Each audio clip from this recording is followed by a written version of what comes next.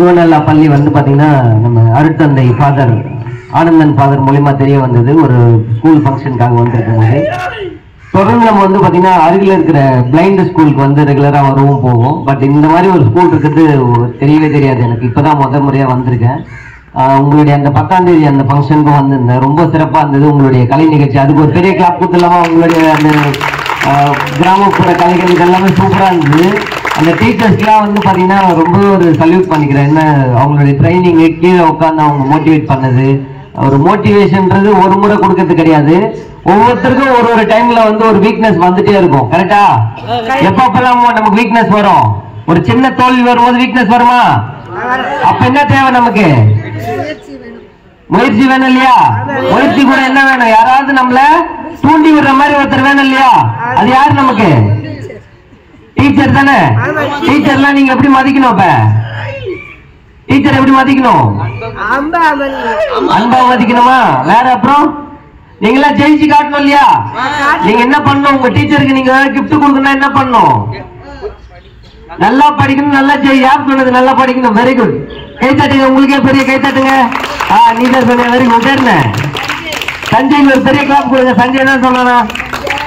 Okay. இப்ப ஒரு சின்ன கதை உங்களுக்காக சொல்லாமா? கதை சொல்லாமா? கடவுள் வந்து மனிதரை படைச்சாராம்.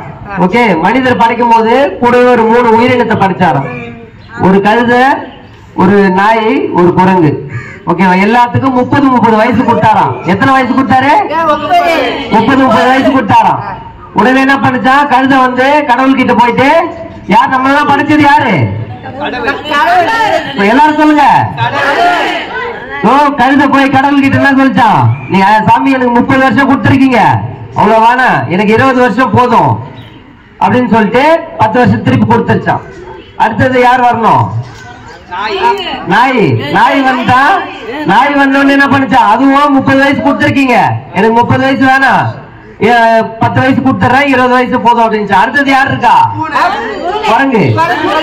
குரங்கு இருக்கு இல்லையா? குரங்கு வந்துச்சா? என்ன பண்ணுச்சான்? அதுவும் வந்து 10 வயசு திருப்பி கொடுத்துட்டு எனக்கு 20 வயசு போதும் அப்படின்னு சொல்லிருச்சான். இப்ப கடவுள் கிட்ட எத்தனை வயசு இருக்கு? 10 30 வயசு இருக்கு இல்லையா? அடுத்தது மனுஷன் வந்தானா? மனுஷன் வந்தோடனே கடவுள் நினைச்சா இவனும் வந்து 10 வயசு கொடுத்துட்டு 20 வயசு போதும்னு சொல்லுவாங்க அப்படின்னு நினைச்சானா. ஆனா என்ன பண்ணான மனுஷன் வந்து அந்த 3 உயிரினம் கொடுத்தது இல்ல, அந்த 30 வயசு எனக்கு கொடுத்துரு. புரியுதா?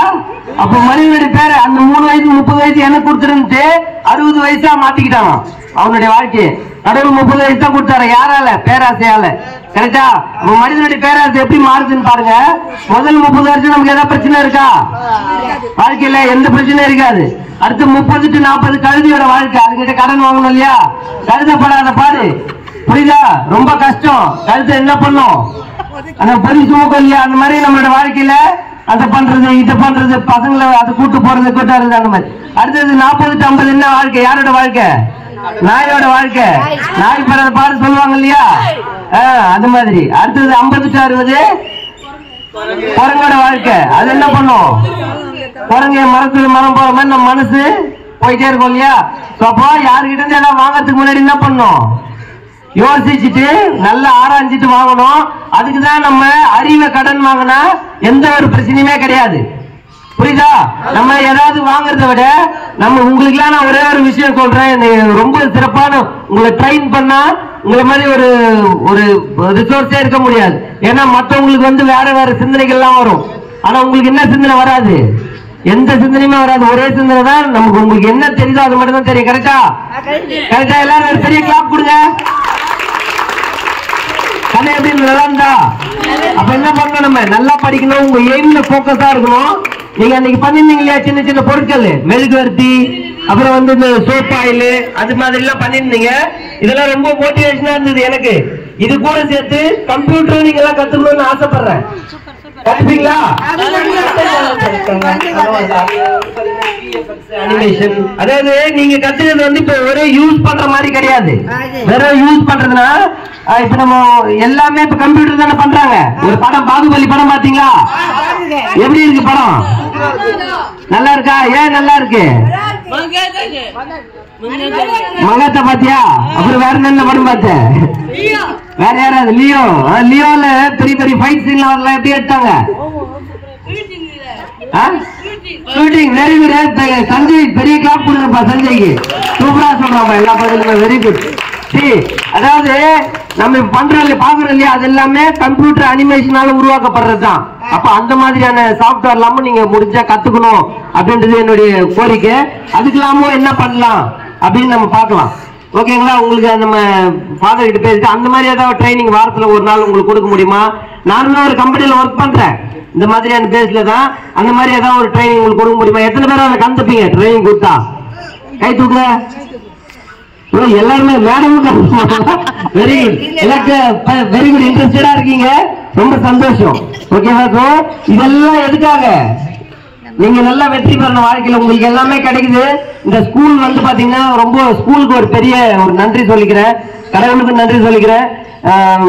யாருமே இல்ல அப்படின்னு சொல்றதுக்கு மத்தியில இவ்வளவு பேரு ஒரு இங்க தெரிஞ்சவங்களும் ஒரு சிலர்லாம் நான் ஆல்ரெடி பார்த்திருக்கேன். என் நெய்பர்ஹுட் அந்த பொண்ணு மாங்காடு ஒரு சிலர்லாம் பார்த்திருக்கேன் ஆல்ரெடி. பட் ரொம்பவே ஒரு சந்தோஷமா இருக்குது. ஓகே, உங்களுக்கு எல்லாம் இந்த வாய்ப்புகள் கிடைக்க வருது. நம்மளால ஒரு ஸ்போர்ட்ஸ் டே ஏதோ நம்மளும் கண்டக்ட் பண்ணுவோம் கூடிய சீக்கிரம் அப்படின்னு நம்ம ட்ரஸ்ட் சார்பாகவும் சொல்லிக்கிறேன். இது வாய்ப்பு கொடுத்த ஆனந்த் ஃபாதர் அவர்களுக்கும், அந்த பிரின்சிபல் மேம், நல்ல ஒரு கோஆர்டினேஷனா கொண்டு போற பிரின்சிபல் மேம் மற்றும் ஆசிரியர் பெருமக்கள் அனைவருக்குமே வந்து ரொம்ப நன்றியை தெரிவிச்சுக்கிறேன். ஸ்பெஷல் எஜுகேட்டர் அன்னைக்கு போட்டு பார்த்த வீடியோ உங்களுக்கு பார்த்தேன், எல்லாருமே சூப்பரா இருந்தது. என்னன்னு பாத்தீங்கன்னா ஒரே ஒரு விஷயம் தான், நம்ம இந்த ஸ்கூலோ இல்ல இந்த ஏதோ வெளியவும் கம்பெனிஸ்ல கொண்டு போய் உங்களோட திறமையெல்லாம் நம்ம காட்டணும்ன்றது நான் ஆசைப்படுறேன். அதுவும் வாய்ப்பு கிடைக்கும் போது கண்டிப்பா ஆல்ரெடி இந்த மாதிரி மாணவர்களை கூட்டு போய் இவங்களுடைய வாய்ப்புகளை கம்பெனிஸ்ல நாங்க ப்ரொமோட் பண்றோம். அந்த மாதிரி வாய்ப்பு வரும்போது கண்டிப்பா நீங்க வந்தீங்கன்னா நம்ம கூட்டு போய் காட்டலாம்ன்றதையும் சொல்லிக்கிறேன். நன்றி. வாய்ப்பு அளித்த அனைவருக்கும் ரொம்பவே நன்றி.